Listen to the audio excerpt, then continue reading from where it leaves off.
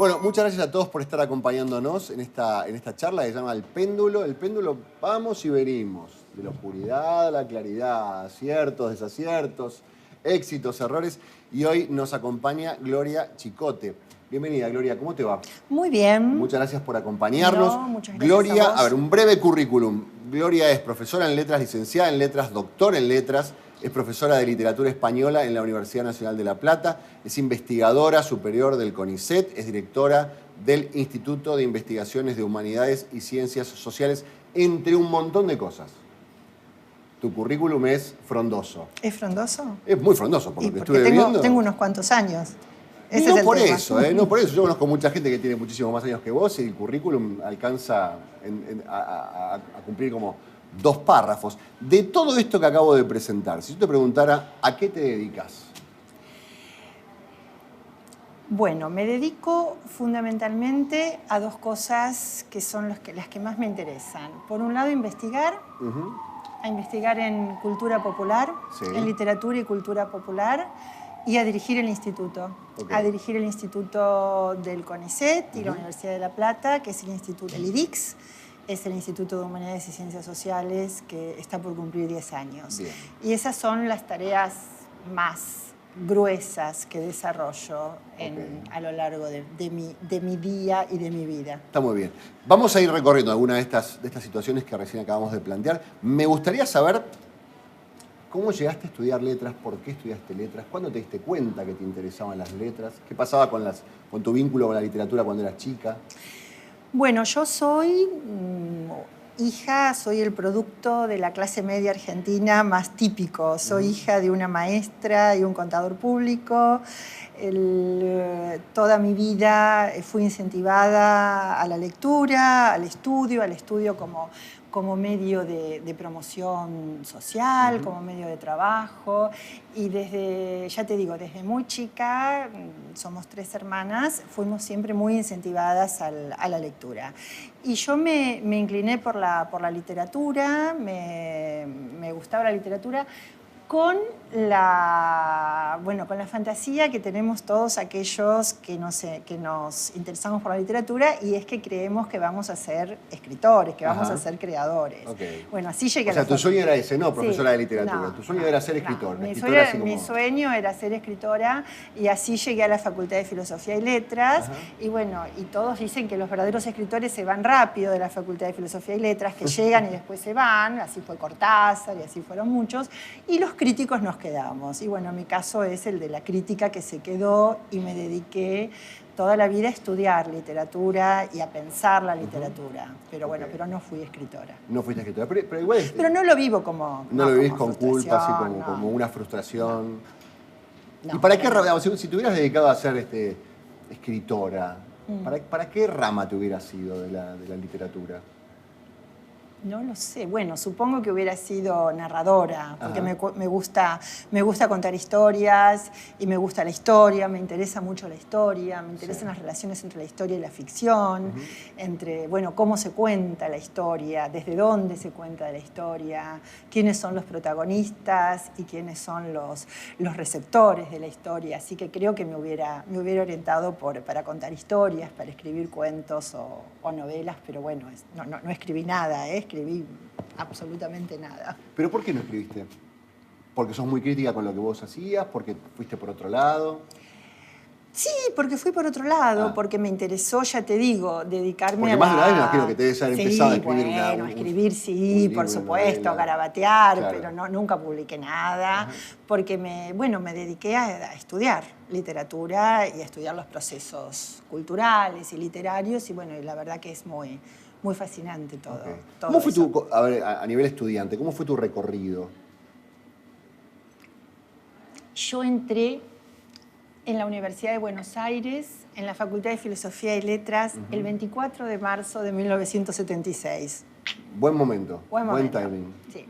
Ese día fui a buscar el resultado de los exámenes de ingreso, porque en esa época teníamos examen de ingreso, y me acuerdo que estábamos leyendo las carteleras de la facultad en la calle Independencia, que en esa época estaba en la calle Independencia, y bueno, y sonaban los tanques y la ciudad era un caos. Así que, bueno, ingresé en la facultad el día que el proceso comenzó su gobierno. Y estudié durante todo el proceso, porque, bueno, porque fue mi etapa cronológica.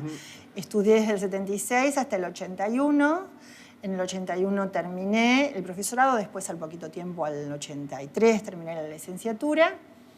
Y bueno, fue una etapa dura, fue una etapa muy dura, fue una etapa que vivimos con mucha censura, con mucha autocensura.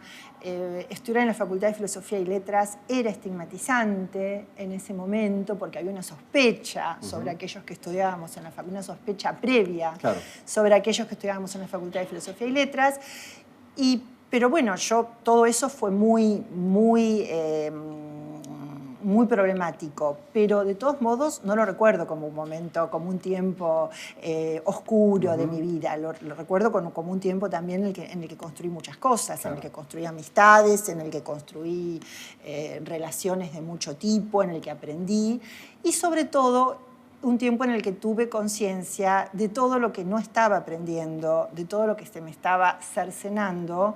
Y fueron todas, digamos, acciones que recuperé después cuando vino la democracia. O sea, tener conciencia de que no habíamos leído nada de los estructuralistas, que no habíamos leído nada de la crítica sociológica, que no habíamos leído nada por ejemplo, de Barthes o de Genet o de la crítica francesa. Todo eso, después, esa conciencia de esa ignorancia, también nos dio mucha fortaleza para reunirnos, para trabajar y para empezar a reponer esas ausencias. Claro.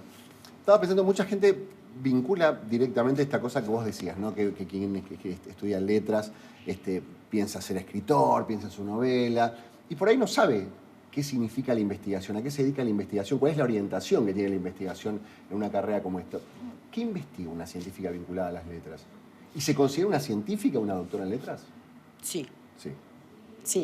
Bueno, en primer lugar, yo tengo una concepción de la ciencia como una concepción amplia, una concepción de la ciencia como que integra todo el conjunto de saberes, desde las llamadas ciencias duras, ciencias exactas, hasta las ciencias sociales, que también han tenido el mote de ciencias blandas, pero que hay una colega investigadora que siempre las ha denominado ciencias al dente, o sea que no son ni duras ni blandas, y yo creo Dora Barranco siempre llama a las ciencias sociales como ciencias al dente. Sí, yo creo que que tanto las ciencias sociales como las ciencias exactas, las ciencias naturales, forman parte del espectro científico. O sea que la respuesta a si la ciencia social es una ciencia, sí, no tengo la menor duda. La filosofía, la historia, la por ahí el científico está vinculado con el delantal. Totalmente. ¿Viste? El microscopio, el laboratorio. En el imaginario social, el científico está identificado con ese. Pero bueno, yo creo que esa es una de las tareas que tenemos que hacer, ¿no? Abrir ese imaginario y entender, que la filosofía, la historia, la antropología, la geografía, todo el espectro de las ciencias sociales forman parte del universo de la ciencia y cada disciplina, desde su perspectiva, colabora al conocimiento y colabora al enriquecimiento del conocimiento científico. Inclusive no separadamente. Yo creo que las disciplinas están muy entrelazadas y que cada vez más estamos frente a desafíos interdisciplinarios, en que un médico, un biólogo, tiene que trabajar con un cientista social para resolver temas de salud, porque el tema de la salud no le pertenece solo al biólogo o solo al médico o solo al cientista social, sino que son temas conectados, son disciplinas que están en conexión.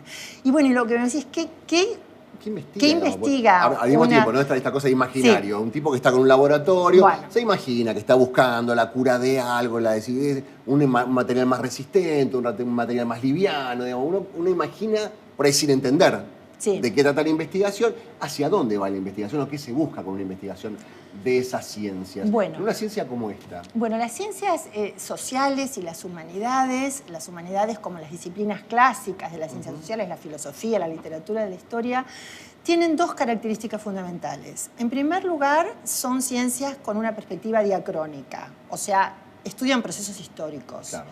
estudian procesos a lo largo de la historia.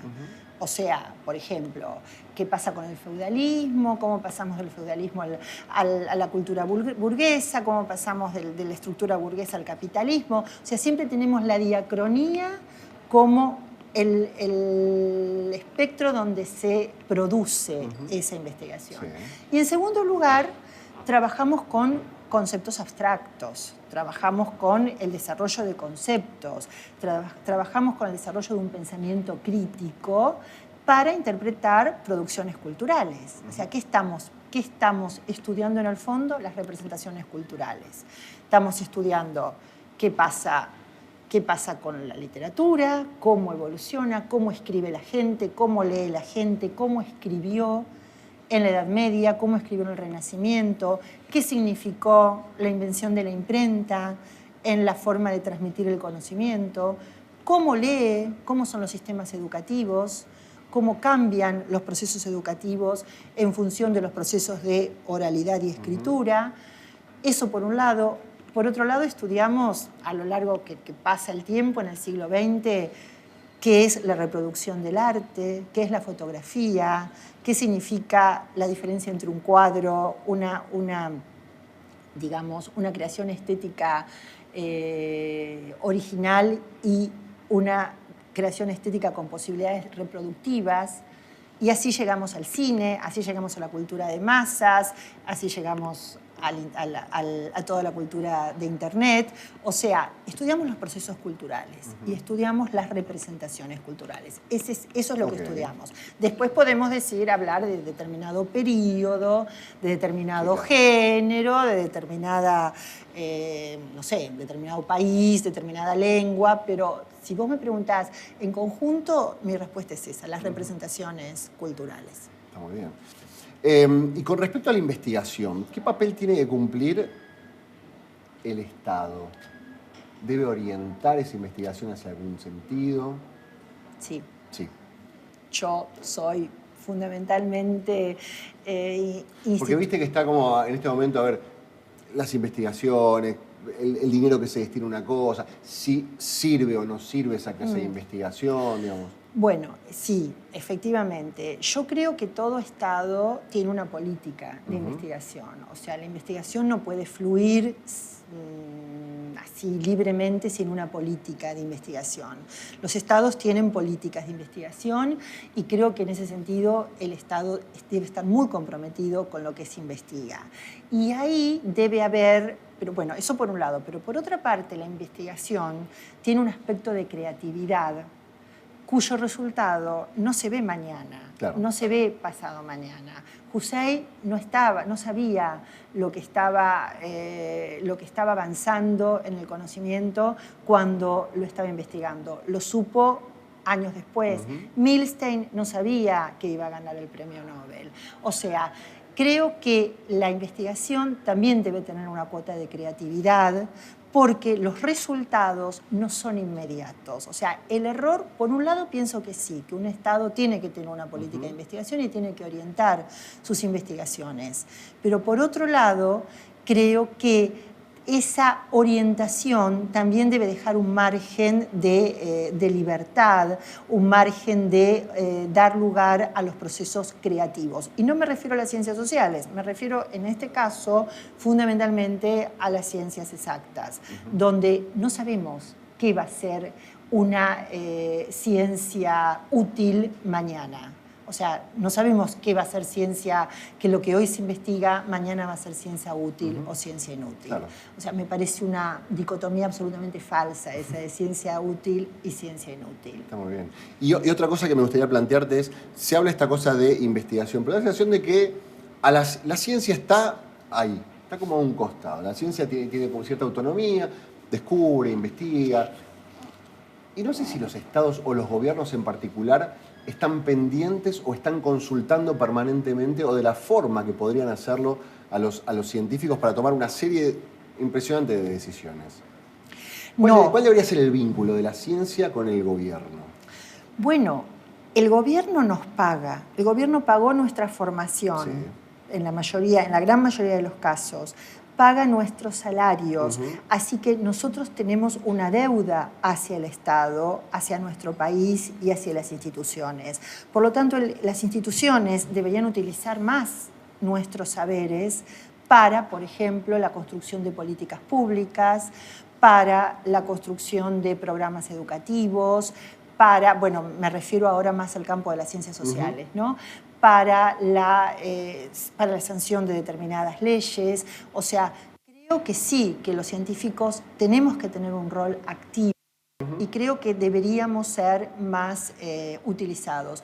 Hubo épocas en que fuimos más interlocutores de políticas públicas y otras en las que fuimos menos. Venimos de una época en la que hemos sido muy poco consultados y muy poco considerados en las tomas de decisiones. Creo que eso se tiene que revertir. Sí. Y tiene que haber un vínculo, es evidente que hay un vínculo potencial que debería ser aprovechado de una forma mucho mejor entre Estado y ciencia. ¿La ciencia debería politizarse? La ciencia es política. Es política. La ciencia es política. No hay forma de que se mantenga. Yo no creo en una ciencia objetiva, absolutamente objetiva, más allá de lineamientos políticos. Creo que es imposible, pero eso no quiere decir que esos lineamientos sean partidarios o que esos lineamientos respondan a determinados mandatos extra científicos. Pero la ciencia, siempre una decisión, un descubrimiento, por ejemplo, ¿por qué se trabaja en descubrir una vacuna y no en descubrir otra? Es una decisión política. O sea, siempre hay un trasfondo político en una decisión. El problema es cuando en la científica. investigación de desarrollar esa vacuna elegís a quién en tu equipo. Exacto. De acuerdo a bueno, cuestiones vinculadas con la por política. supuesto, Claro. eso son cosas, por eso son cosas distintas, Claro. son aspectos totalmente distintos. Claro. Pero no, cuando yo digo que la ciencia es política, digo que siempre las políticas de Estado, Sí, las claro, políticas de por supuesto. ciencia, siempre tienen tanto en la omisión como en la acción, siempre hay una decisión política. O sea, me parece una ingenuidad pensar que no hay una decisión política detrás. Por supuesto, no en el sentido que lo acabas de mencionar vos, ¿no? Cuando te pregunté a qué te dedicabas, haces un montón de cosas. Una de las cosas que dijiste es que dirigís el instituto que se llama Investigaciones en Humanidades y Ciencias Sociales. ¿Qué investigan ahí? Bueno, este es un instituto muy grande. Es el Instituto de Investigaciones en Humanidades y Ciencias Sociales más grande del país. Sí. Que estamos por cumplir 10 años. Es tu orgullo, ¿no? Porque sos prácticamente la creadora de ese instituto. Sí, bueno, por supuesto, no sola, ¿no? Hay un equipo muy fuerte que trabajamos ahí. Yo estoy a cargo hace 5 años de la dirección del instituto y es un instituto de doble dependencia, depende de la Universidad Nacional de La Plata y del CONICET. Son unidades ejecutoras que desarrolló el CONICET para potenciar los desarrollos científicos. Investigamos, es un instituto interdisciplinario, hay equipos de historia, equipos de geografía, equipos de educación, equipos de literatura, equipos de sociología, de ciencias políticas. Es un espectro muy amplio. Y ahora estamos desarrollando 2 proyectos, que son 2 proyectos estrella, 2 proyectos de los cuales estamos muy, muy contentos. Uno es el proyecto sobre heterogeneidad social en el área de Gran La Plata, o sea, La Plata y todo el área de influencia de La Plata. O sea, hay una intención de trabajar especialmente en los problemas regionales y en la solución, en las posibles soluciones de los problemas regionales, desde, ya te digo, desde lo histórico, desde el trabajo, los problemas de trabajo, los problemas de educación, las representaciones culturales, el teatro, las festividades, las inmigraciones. Tenemos trabajos muy interesantes con políticas lingüísticas, con los inmigrantes, con inmigrantes peruanos y bolivianos que están asentados en el área del Gran La Plata. Bueno, ese es un proyecto que estamos desarrollando y del cual estamos muy contentos. Acabamos de comenzar y creemos que va a tener frutos interesantes en los próximos años. Y el otro proyecto muy interesante es el MESILA, que es un proyecto internacional que estamos llevando a cabo con la Universidad de San Pablo, el Colegio de México y 3 instituciones alemanas, la Universidad de Berlín, la Universidad de Colonia y el Instituto Iberoamericano de Berlín, que es un proyecto en el cual estamos comenzando a estudiar el problema de la convivialidad en sociedades desiguales.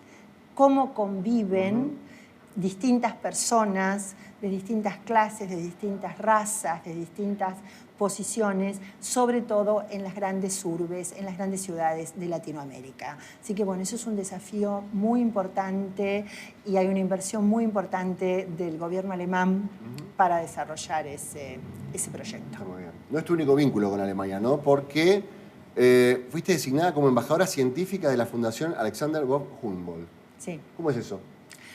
Bueno, yo fui becaria hace muchos años de la Fundación Humboldt. La Fundación Humboldt es una fundación que propicia el desarrollo científico de todas las ciencias en su conjunto, creada por los hermanos Humboldt allá a fines del 18, a principios del 19, ellos donaron su fortuna personal para la promoción de la ciencia en todo el mundo.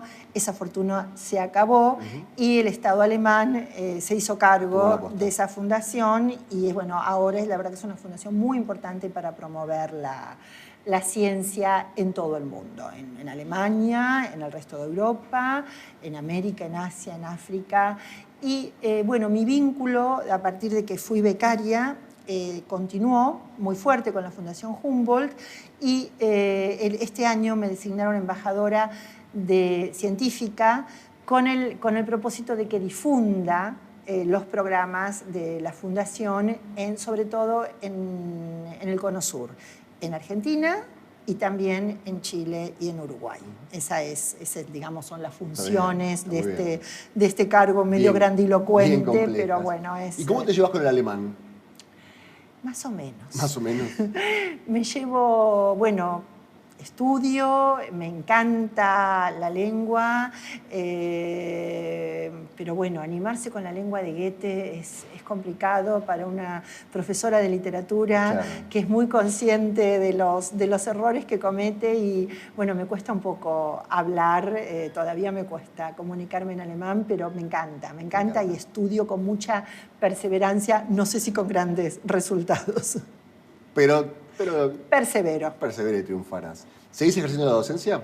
Sí, sigo ejerciendo la docencia, enseño literatura española y en la Universidad de La Plata tengo un curso que la verdad que me gusta mucho dictar ese curso porque es un curso introductorio y es como no perder el contacto con los chicos y las chicas jóvenes, claro, con las nuevas generaciones y volver a hablar de temas relacionados con la literatura española y con la literatura clásica española, volver a hablar de Cervantes y volver a decirles a los chicos cómo esos textos tuvieron mucho que ver con nuestra cultura, a pesar de que estamos tan lejos en el tiempo y tan lejos en el espacio de España, pero hay una lengua y una cultura que nos une. Así que eso me gusta. Eso te gusta. Me gusta. Más allá de esta diferencia que vos decías que justo empezaste la universidad el día del golpe militar, ¿qué diferencias también encontrás de lo que ves ahora en un alumno o una alumna y lo que eras vos como alumna en ese momento?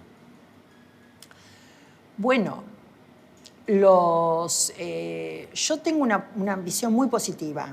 No tengo una visión apocalíptica de la educación en Argentina. Hay muchas cosas que cambiaron, hay muchas falencias en la escuela media, hay muchas cosas que tenemos que repensar. En eso estoy totalmente de acuerdo.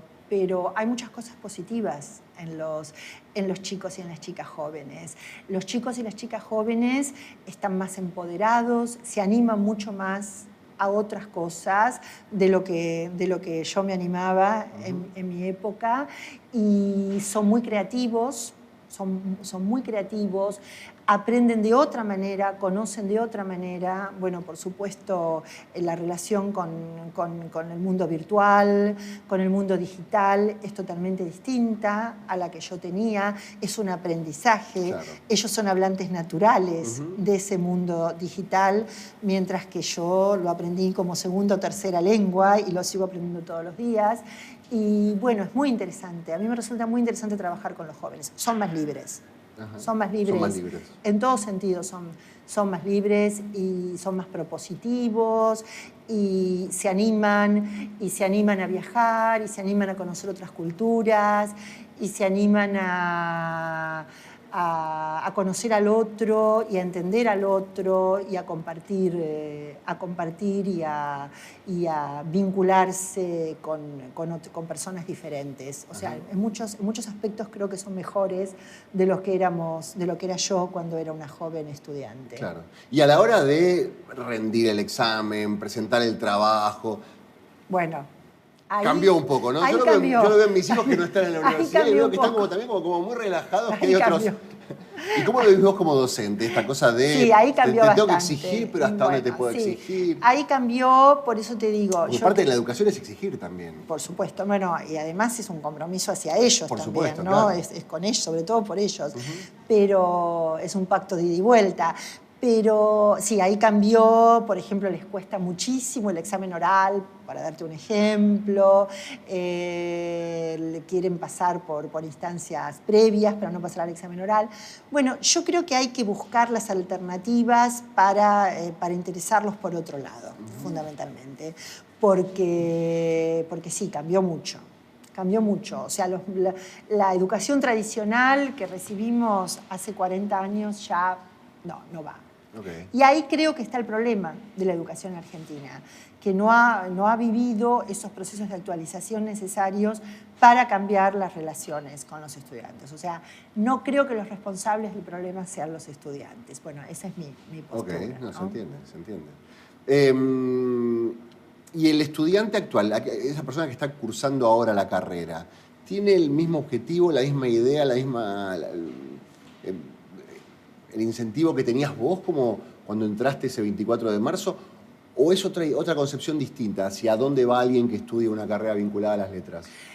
Bueno, mira, alguien que estudia hoy una carrera vinculada a las humanidades, yo qué sé, las letras, historia, filosofía, geografía, hay un porcentaje muy alto que va a terminar su carrera y se va a dedicar a la docencia. Se va a dedicar a la docencia, o a la docencia secundaria, o a la docencia terciaria, o a la docencia universitaria. Sí. Y hay un porcentaje mucho más chico, muy restringido, que se va a dedicar a la investigación, que se va a dedicar que va a seguir, digamos, su formación con una beca doctoral, que va a hacer su doctorado y que va a dedicarse a producir conocimiento original en la disciplina.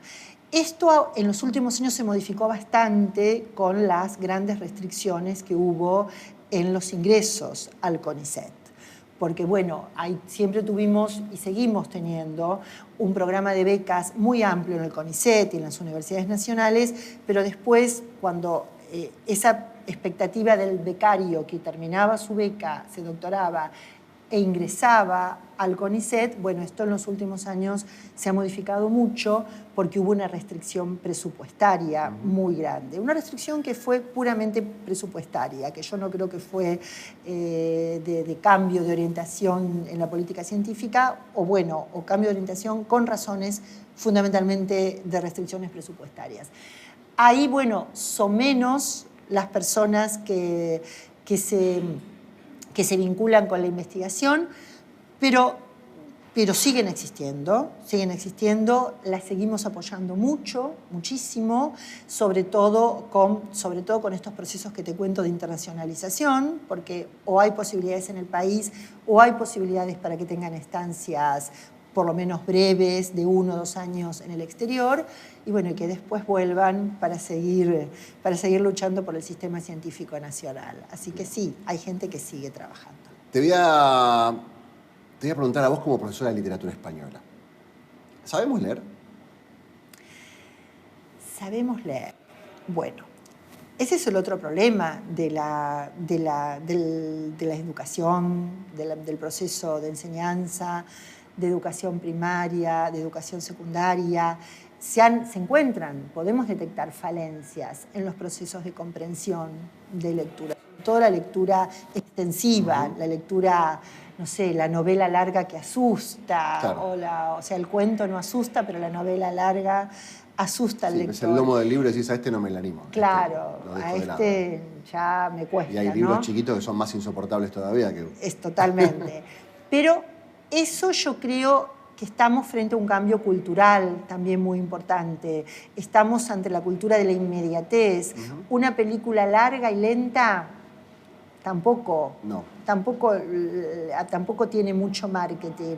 Viste, toda la ficción, el arte audiovisual, sí. Va al shock, va lo rápido, va al videoclip, va al cambio constante. Bueno, en literatura también estamos ante un proceso semejante. Los géneros tradicionales no interesan quizás tanto a los jóvenes. O sea, hay un problema no sé, por eso vuelvo sobre lo mismo que decía antes.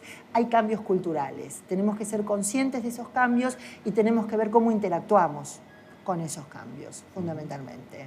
Y ahí sí, ahí ver falencias. Sí, los chicos tienen más errores ortográficos, sí, posiblemente los tengan. Los chicos tienen más problemas de redacción, sí, posiblemente los tengan, pero hay que ver desde dónde construir con métodos nuevos y con formas nuevas de revertir esa situación. Bien. Estaba pensando justo eso que estabas diciendo, porque al mismo tiempo está esta cosa de que estamos acostumbrados a ver videos cada vez más chicos, pero las últimas películas súper exitosas, no hay ninguna que dure menos de 2 horas. O sea, muchas veces depende de a qué te estás exponiendo, si es interesante para vos lo que está pasando. ¿Cualquier libro es para cualquiera? No, en absoluto. ¿Qué haces cuando agarrás un libro y te das cuenta que no va ni para atrás ni para adelante? ¿Hay que terminarlo? No. No. En absoluto. Sobre todo no si no sos como una derrota sobre decir, todo si no sos profesora de literatura, si sos profesora de literatura, tenés una deformación profesional que decís lo tengo que terminar. Claro. O sea, que además es tu trabajo y es tu métier. Pero si sos un lector común, la lectura tiene que ser placentera. La lectura es parte del placer estético. O sea, es lo que uno tiene que leer lo que le gusta. Claro. Y lo que pasa que, bueno, el gusto también tiene una no quiero decir una educación, pero sí tiene una orientación. O sea, para que algo te guste tenés que tener cierto entrenamiento en que eso te guste, ¿no? Porque si no, de entrada quizás no te guste y después, bueno, es como que vas entendiendo un poco más de qué se trata y te empieza a gustar. Pero no, para nada todo el libro es para todos y para nada hay que terminar un libro si te parece un plomo, no, en absoluto. Eso nos pasa solo a los profesores de literatura. ¿Te pasó muchas veces libros plomos? Sí, y por deformación profesional a mí me cuesta muchísimo dejar de leer un libro. Ahora que ya tengo unos años más, a veces lo logro. Sí, no, esta es una porquería, no me gusta, no lo termino.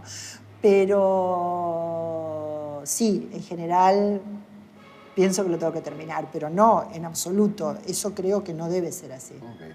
¿El libro sigue siendo ese objeto con un lomo, con 2 tapas, con páginas en el medio?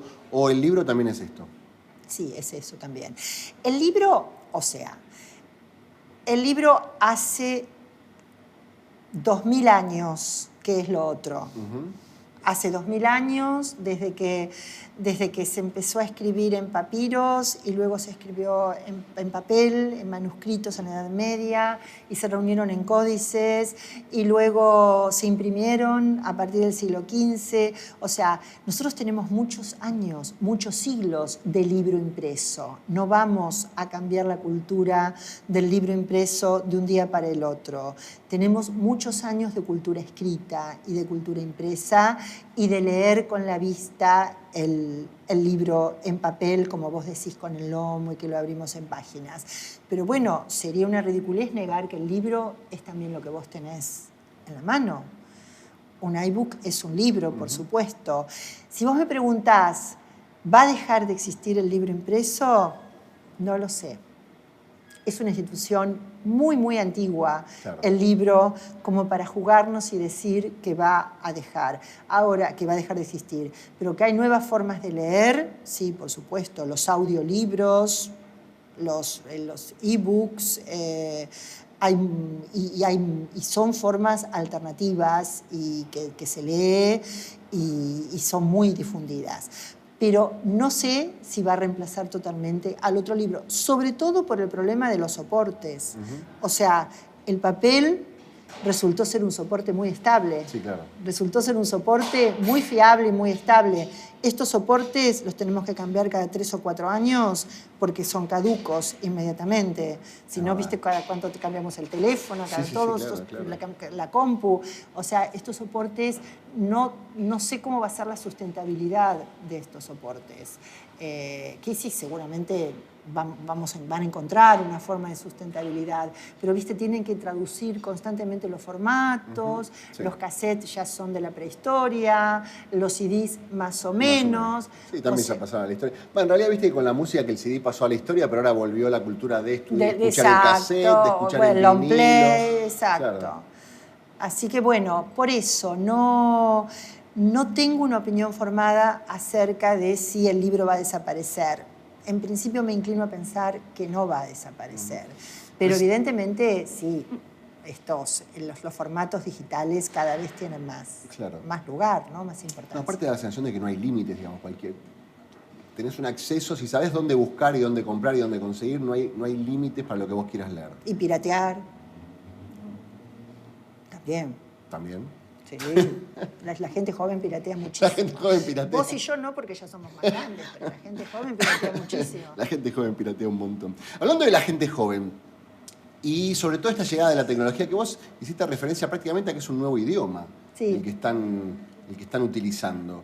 Esta cosa de escribir casi por fonética, reducir las palabras a la mínima expresión, combinación de 2 letras que te generan el sonido de una nueva palabra. ¿Eso suma, eso resta, eso... ¿Cómo lo vivís como profesora de literatura cuando ves a alguien que te escribe, no sé? Bueno, hay una emoción contraria en mí, en ese sentido. Por un lado, un poquito me crispo. Sí. Me pongo un poquito nerviosa. Y por otro lado, como una estudiosa de las lenguas, yo sé que las lenguas solo viven en movimiento y solo viven en cambios. O sea, los cambios no pueden ser normativizados, no pueden ser reglamentados. Las lenguas son organismos vivos. Los romanos recorrieron el mundo con su imperio, impusieron el latín en todo el imperio y después el latín se fragmentó en 10 lenguas latinas, en 10 lenguas románicas. O sea, llegó un momento que la gente ya no se entendía en latín y se empezaba a entender en otra cosa, que se empezó a llamar francés, que se empezó a llamar castellano, que se empezó a llamar italiano, que se empezó a llamar rumano, etc. Gallego, catalán y todas las lenguas que derivaron del latín. O sea, no hay una ley, no hay un imperio que pueda imponer una lengua. La lengua es un organismo vivo. Las academias existen, las academias reglamentan, la Real Academia reglamenta la lengua castellana, la Academia Argentina de Lenguas reglamenta, y está bien que lo hagan, pero reglamentan la contingencia. No es que reglamentan algo que va a estar para siempre. Las lenguas son organismos vivos y son de las personas que las usan. O sea, por un lado, me pone un poco nerviosa ver que en los mensajes de WhatsApp la gente, que todos escribamos tan mal, ¿no? tan a las apuradas.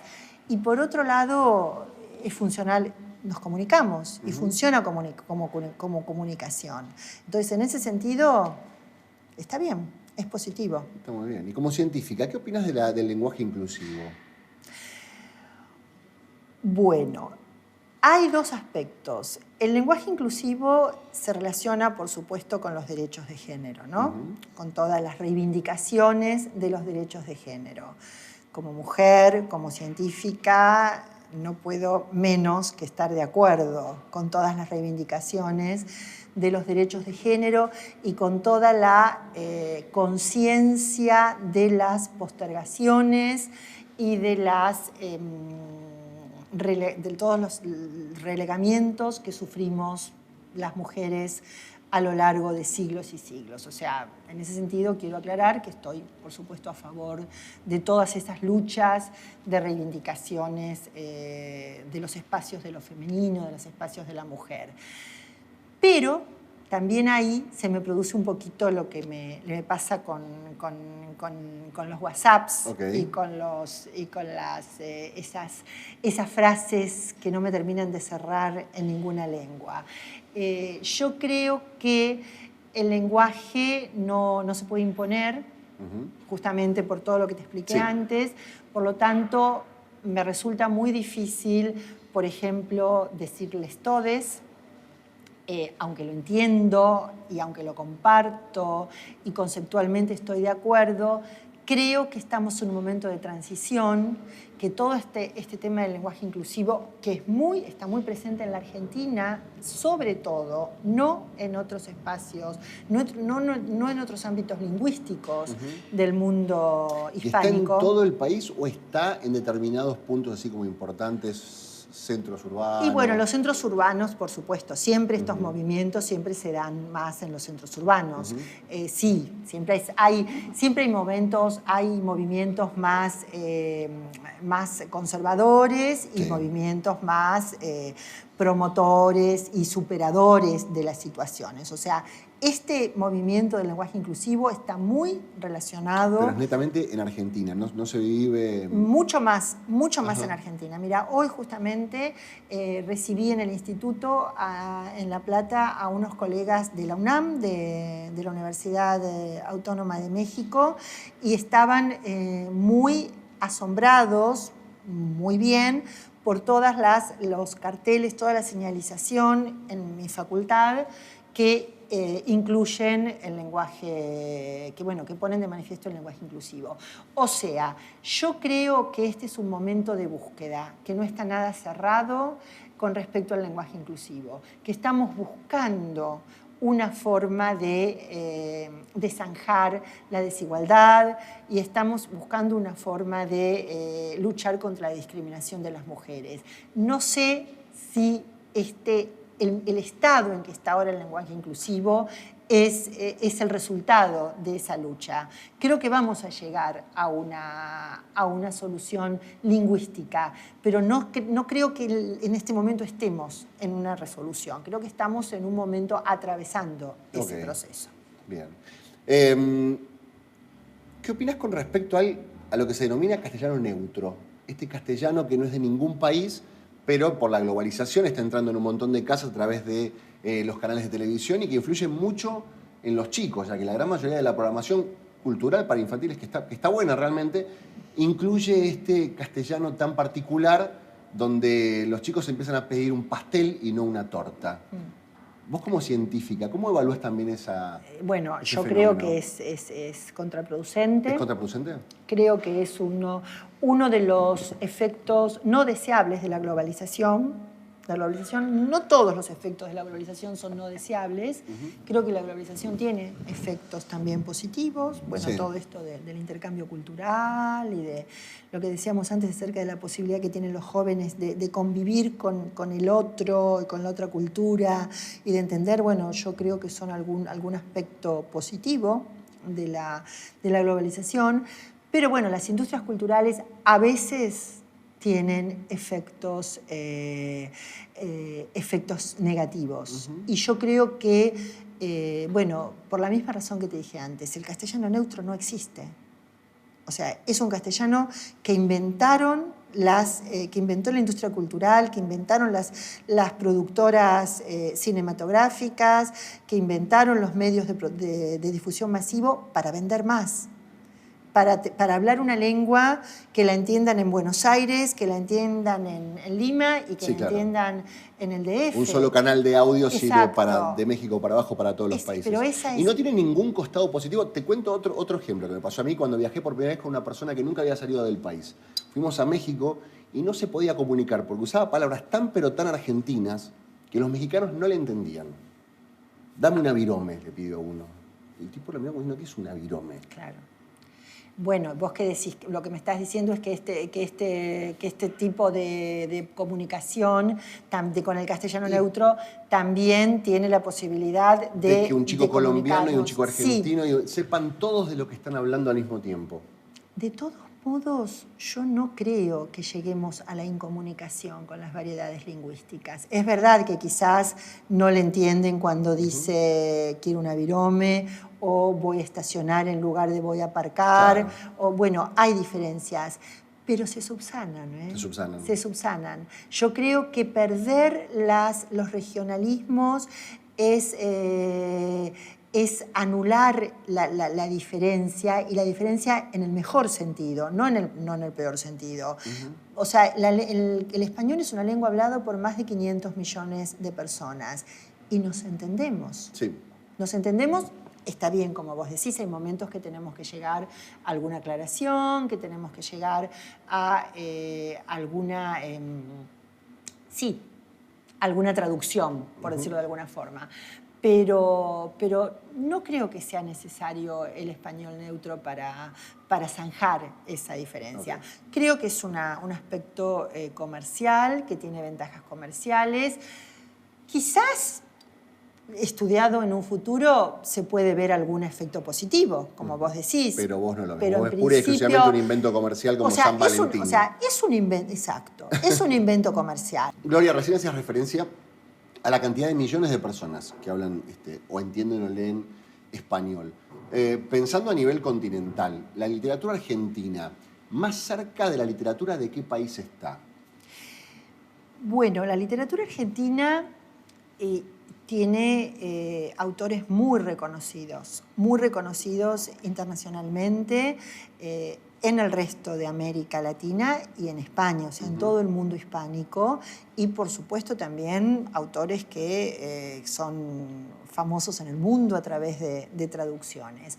Por un lado, es una literatura muy fuerte en los estudios académicos, en las universidades europeas, en las universidades norteamericanas. Se estudia mucho literatura argentina. Hay una literatura del boom latinoamericano, que es una literatura de la narrativa, de la novela latinoamericana que se desarrolla en los años 60. Bueno, y ahí tenemos autores muy importantes, por ejemplo, como Cortázar.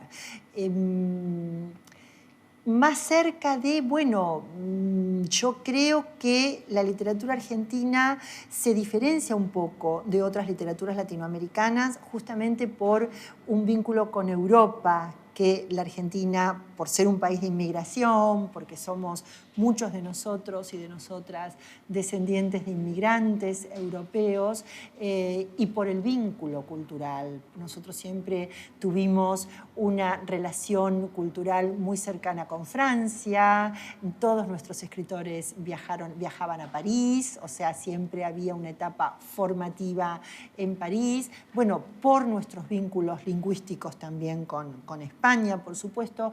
Quizás es una literatura que se diferencia un poco del resto de las literaturas latinoamericanas, a pesar de haber compartido momentos como el del boom, por ejemplo. Es una literatura bastante peculiar. Y otro aspecto muy significativo de la literatura argentina fue la gran inmigración que recibió después de la Guerra Civil Española y la muy importante industria editorial de origen español que se instala en Argentina. Entonces, bueno, las editoriales argentinas como productoras de literatura, como productoras centrales, como un mercado editorial, la Argentina como un mercado muy muy importante, como fue en la década del 40, en la década del 50 y en la década del 60.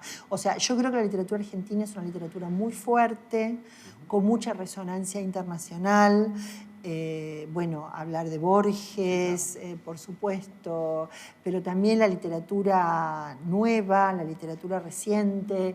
Tenemos mucha presencia en el mundo editorial, en el mercado editorial y también en el mundo académico, en el mundo del estudio de las representaciones culturales.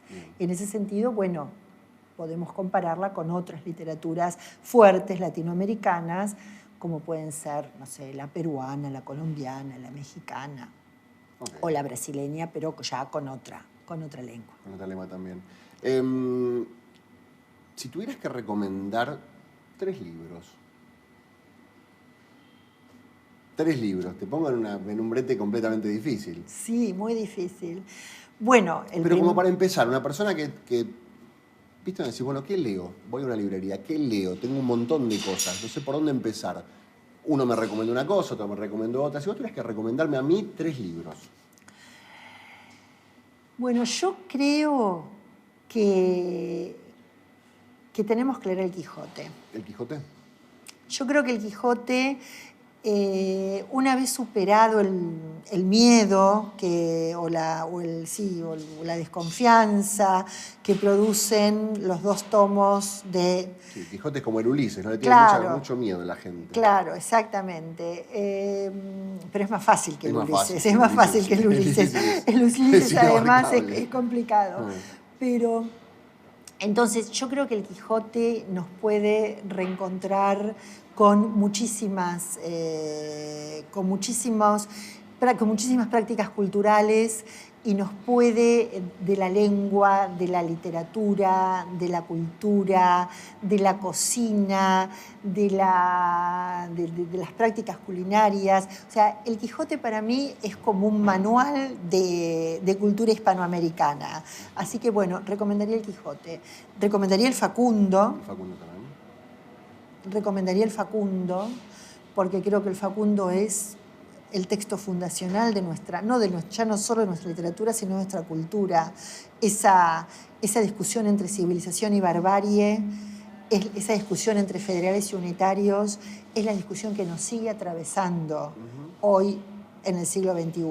Así que, bueno, para superar muchas veces esa mal denominada grieta, también habría que leer el Facundo. El Facundo nos va a dar muchas respuestas y además está muy bien escrito. Así que, bueno, leería el Quijote, Facundo y... ¿Qué más? Un tercero. Los 2 primeros te salieron rápido. Los 2 primeros me salieron rápido. No sé, bueno, leería los cuentos de Borges. Leería los cuentos de Borges, que es un mundo mucho más intelectualizado, es una ficción perfecta, una ficción de péndulo de Foucault, muy, muy bien construida, y bueno, pero también está el arrabal, también está el tango, también está el compadrito. Leería los cuentos de Borges. Está muy bien. No sé, se me ocurrió. Perfecto, así. Es un lindo top 3 para empezar. ¿El último libro que leíste solamente por placer, no como investigadora? El último libro que leí fue unas novelas que son una cuadrilogía, porque son 4, de una autora un poco enigmática italiana que se llama Elena Ferrante. Ajá, sí. Que no se sabe bien quién es. Hasta no sabe si es una autora o un autor. O no se sabe. Ahora parece que es una autora. Sí. Y me gustó mucho. 2 amigas. Due amici.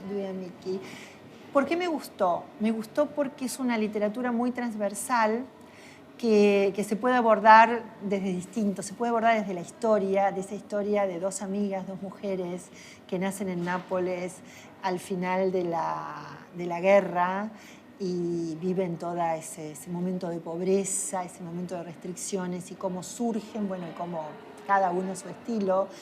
O sea, hay una linealidad de la historia, pero también hay una búsqueda literaria, hay una búsqueda de género, se puede leer de género literario y también desde la problemática de género.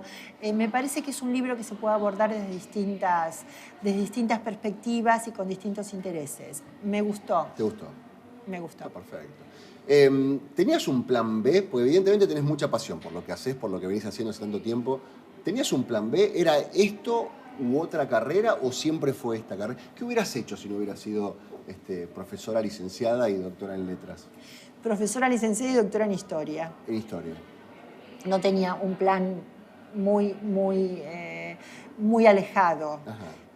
Bueno, en la escuela secundaria era muy buena en biología y pensé en la biología, pero lo deseché rápidamente. Okay. Y sí, hubiera estudiado historia. Creo que hubiera estudiado historia, pero el plan B era muy cercano al plan A. Era una al ladito.